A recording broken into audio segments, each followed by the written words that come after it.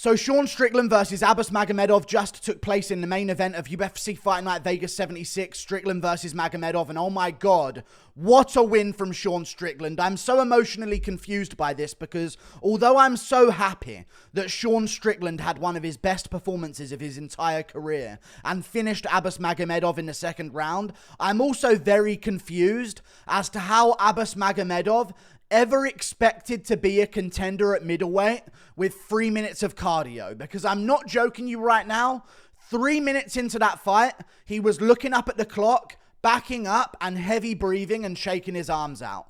3 minutes into that fight, and it's not like he had a moment where he was pouring on a 10-7 round of ground and pound and chasing down Sean Strickland and throwing 100 punches around. It wasn't even that high of a pace.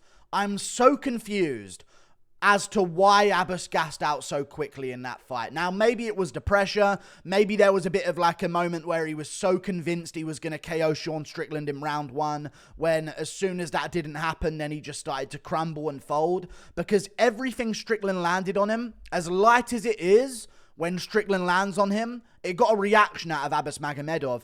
And Abus would land like a clean shot on Sean Strickland, a big leg kick, a big shot to the body as well. And Strickland would just sort of eat it and keep coming forward like nothing changed whatsoever. And I think maybe the winner of this fight was composure. It was experience. It was composure being in a fight where it's not going your way. Sean Strickland is very used to fights that aren't going his way at times. He still keeps on with the mission and trudges forward and throws his 1-2 like he does every single fight. Abus Magomedov landed a few good leg kicks, landed a good few body kicks as well. But you could see in round two, after Abus tried to get the takedown in round one and Sean Strickland got back up, you can see in round two that Abus was like, well, I'm not KOing him and I can't keep him down on the ground and grapple with him. So what am I going to do here? I'm just, I guess, going to cover up and accept a TKO loss to Sean Strickland. And don't get me wrong, Strickland landed a punch that dropped Abus Magomedov. But I genuinely think Abus Magomedov just quit that fight at the end because he started feeling a little bit too much pressure. He didn't like the way the fight was going, and Strickland just started pouring it on. Very, very impressive performance by Strickland. He is still wide open for hooks. Very weird defense that he uses. People online are calling it the iCarly defense. I don't know what reference that is, but either way, they're calling it that. I guess I saw the one where she had her hands really close to the center of her, you know what I mean? And she was like a really weird stance that she had. Really closed guard, reaching out with the hands. Maybe that's what they're referencing. I've seen the meme that they posted about that with the pictures side by side, but it works.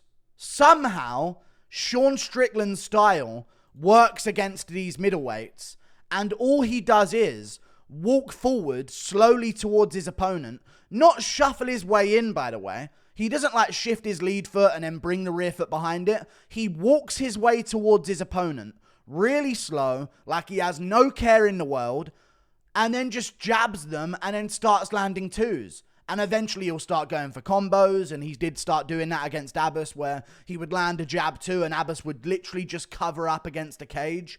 Even if the jab two didn't even land, he would cover up against the cage, and Strickland would start ripping shots around the guard and throwing uppercuts in there as well. And Abus might throw one big shot back, but as soon as he saw that it didn't KO Strickland, he would go right back to looking up at the clock, looking over at his corners, you know, shaking out his arms, trying to move around. It's just the craziest division to me, because it's, you know, in lightweight, we get moments where Movsar Evloev is a future contender. Like, people are looking at this guy as a potential future champion of the UFC featherweight division. Maybe not now, but before he fought Diego Lopez, he was seen as a guy who's probably going to fight for a belt someday at featherweight.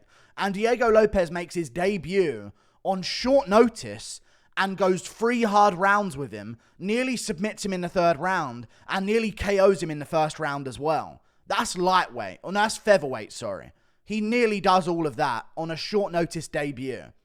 Abus Magomedov had a full camp for this fight and genuinely had 3 minutes of cardio. 3 minutes of cardio there to fight Sean Strickland with. Nasruddin Imavov looks good in comparison to Abus Magomedov. And I said this was going to happen. I said Sean Strickland was going to win. I didn't think he was going to break Abus in round 2. I honestly thought Abus would have a bit more for him, going for body kicks, going for leg kicks. He did land a few of those, and maybe if he went for a few more of them in round 2, it could have changed the tide a bit and gave him a bit more confidence that he was doing something right. But I've never seen such a lackluster main event performance than that. He went forward, loaded up hooks, tried to hook on the counter of Strickland's jab, didn't land it, so kept throwing it over and over again, wading forward, right hand, left hook, right hand over the top. He just kept going for the same thing over and over again. Occasionally a front kick to the body, occasionally a leg kick as well. And then as soon as he couldn't move forward anymore, and he couldn't pressure Strickland backwards, as soon as it was his turn to be pressured and his turn to be up against a cage, he completely crumbled against Sean Strickland. And I also want to mention this as well. The eye poke early on in this fight needs to be mentioned in this reaction video because I was so annoyed when that landed. As you know, based on, I use logic to pick fights, so I'm more often wrong. So I wasn't doing good on predictions because I use logic to predict fights, which doesn't work. So I was behind on picks and I was so annoyed going into the main event. So the moment I saw Abus basically intentionally eye poke Sean Strickland, I was like, oh my God, he's going to KO him. Strickland's going to try and tough this out, ignore the cage side doctor, and get right back in there with a weird eye, and we're going to see Abus Magomedov land a big punch on him here. I was so worried that was going to happen after the eye poke, but I need to talk about the eye poke, because what do you guys think about this? I think a point should have been taken away for that. You've just started a fight, you've blinded your opponent in both eyes immediately, and although the commentary is always going to say it was an accident, that didn't look accidental. Abus Magomedov's eye poke, maybe like you guys give your thoughts on this in the comments. It looked like a intentional eye poke. He jolted his hand out there. It was like DC versus Miocic. He jolted his hand out there and then outstretched his fingers in the eye of Strickland as Strickland was trying to land his jab. Both fingers, both eyes, perfect eye poke, right in the eye socket. Flared his fingers towards the face of Sean Strickland. There was no tactical reason for him to do that other than to land an eye poke on Sean Strickland. I think we need to start banning this warning system. Like, oh, I know you just blinded your opponent in both eyes in round 1 of a main event where everything's on the line, but, you know, we're not going to take a point. You're warned for that. Like, honestly, fighters nowadays might as well brutally eye poke their opponent in the first round, brutally groin shot their opponent in the second round, cage grab in the third, you know what I mean? Like fish hook in the fourth, and then maybe an oil check in the fifth, and they're going to get a warning for each one of them anyway, so there's no point, like, of them not doing it. Like, fighters might as well cheat nowadays in MMA. It's crazy. But yeah, it looked like he intentionally went for that eye poke. And again, I'm not joking you here. At 3 minutes, he looks up at the clock and I thought, dude, Abus is gassing immediately here. Gassing out. When Strickland would throw, he would like run away against the cage. And it was one of those things where people saw his last name and they thought he was going to beat Strickland. A lot of people picked Strickland to win this one. It was the logical pick, which often doesn't work in MMA, as we found out this card. Down goes Bonfim, and down goes many other prospects on this card. Down goes Bonfim, down goes Fahea, down goes Garam. Jesus, what a card. But logic said that Strickland would win this if Abus didn't KO him in the first round. I thought Strickland would win a decision 48-47.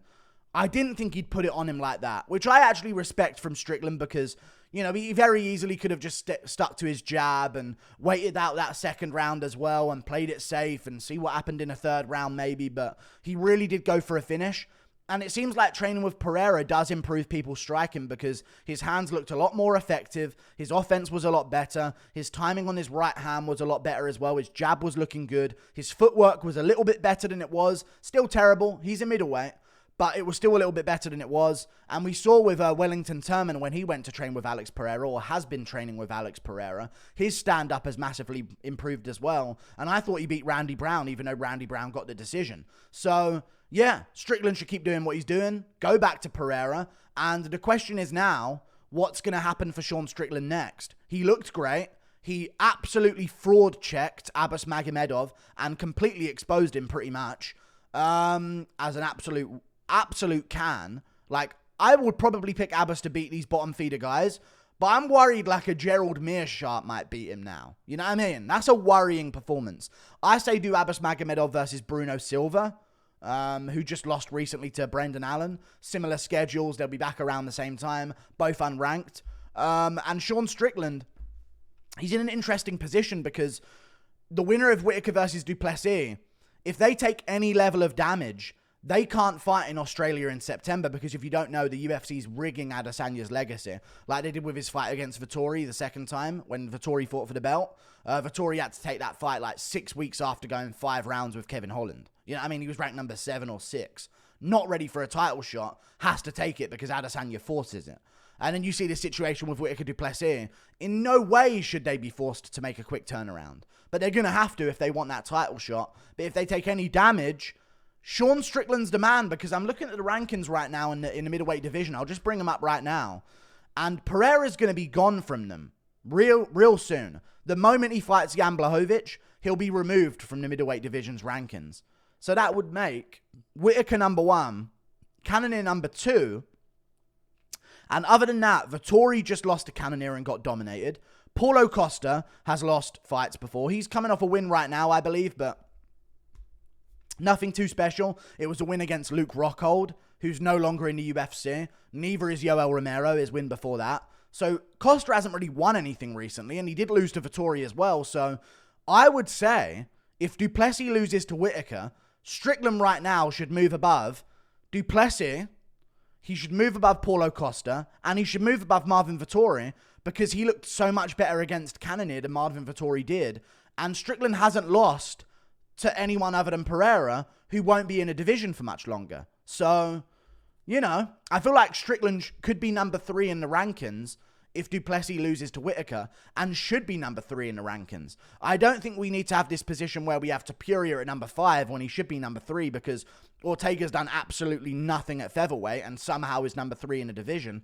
I think they are going to move Strickland up to number 3, and by the time the Adesanya fight comes around, that's a guy at number 3 on a 2-fight winning streak. I think Adesanya would beat him easily because I know Strickland won, but like he still does a lot of things that Adesanya can take advantage of with body kicks and leg kicks, and he has a very square stance, very tight guard as well. Like there's a lot of things that Adesanya can take advantage of.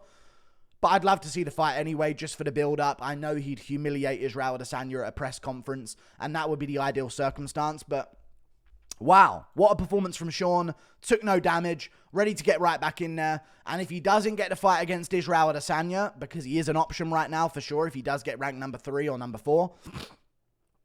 If he does not get the fight against Adesanya and Whittaker wins easily, or Duplessis catches Whittaker in round 1 and they can fight him, I guess you can do Sean Strickland versus Paulo Costa and just book it soon.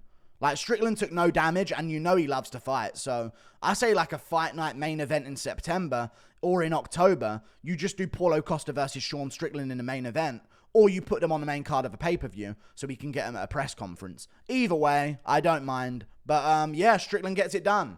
I thought he was going to win, but I didn't think it would be that easy, and I didn't think Abus had one move, and if it didn't work, he gassed. Crazy, but middleweight continues to surprise. Toodle pip, see you later, like and subscribe, goodbye, let's go Sean Strickland, because when he wins, we guarantee another press conference from him, and that's all I need. I don't need to see Sean Strickland fight, I just need him at a UFC press conference, and this solidifies that chance. Goodbye, see you later.